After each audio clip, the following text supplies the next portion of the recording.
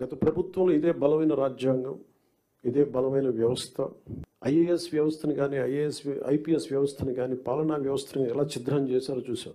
అదే రాజ్యాంగం, అదే మీరు మిమ్మల్ని ఇబ్బంది పెట్టారు, పని చేయనివ్వకుండా చేశారు.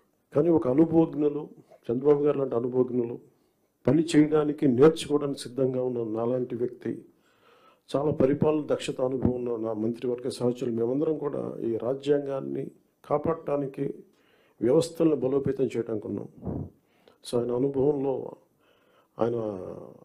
అనుభవంతో మమ్మల్ని అందరినీ గైడ్ చేస్తాను నేను మనస్ఫూర్తిగా చంద్రబాబు గారిని కోరుకుంటూ ఉన్నాను. Political will was crucial for effective leadership and achieving meaningful progress. Without a strong commitment from leaders to drive and support necessary reforms and policies, even well-designed plans could falter. There is a need for leaders to not only articulate visions, but also to have the determination and resolve to translate those visions into action. So we are extremely committed to translate Honorable CM's Chandrababu Naidu Garu's vision into action. We are all committed for that.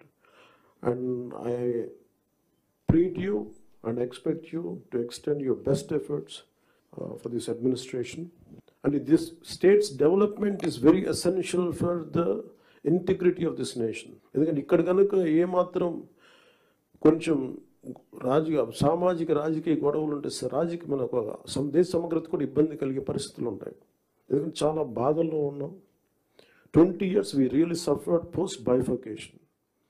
అందరం అవమానాలు పడ్డాం, ఇబ్బందులు పడ్డాం, state దాటి మళ్ళీ వచ్చిన తర్వాత కింద మీద పడి గవర్నెన్స్ ఏర్పడితే మళ్ళీ కాదు ఇంకో గవర్నమెంట్ వచ్చి బోర్డర్లోకి రావాలంటే కూడా మమ్మల్ని అలౌ చేయని పరిస్థితులు, ఇవన్నీ దాటుకొని నిలబడి వచ్చాం. So we are very very committed